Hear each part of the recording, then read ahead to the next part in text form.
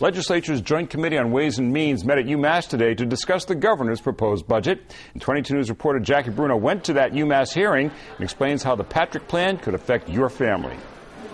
Well, Governor Deval Patrick's plan says that it will actually protect education, but not everyone agrees that it truly will. It also cuts local aid by $65 million, and that's something that will only cut the budgets for local cities and towns.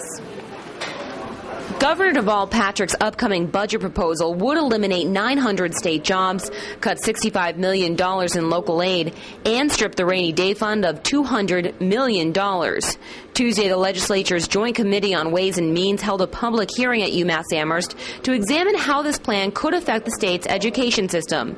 Senator Gail Candaris co-chaired this meeting. She said the goal is to protect the education system as much as they can while they still balance the budget. The circumstance is so dire that programs that work, programs we know are effective, programs that are critical are still going to be cut.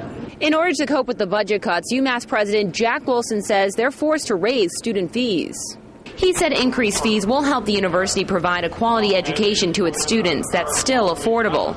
But public schools for children with special needs can't raise their tuition or fees to make up for cuts to their funding. Lauren BURM attended the meeting to ask the committee to consider what will happen if they don't increase the funding to these schools. The worst case scenario is schools will shut down. They won't be able to get served the way they need to. The teachers that teach them are highly specialized, highly trained. It just would be bad for everyone. They wouldn't learn, and every kid deserves the right to a great education. That's what we're trying to do.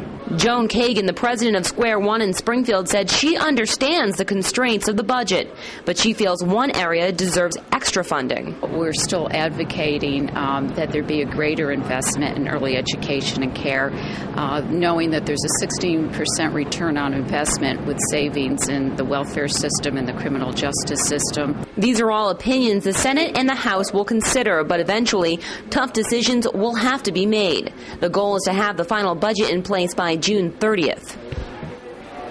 Well, the good news for taxpayers is that there are no state tax hikes, but there are, of course, those cuts to local aid, which could force cities and towns to have to raise their local taxes.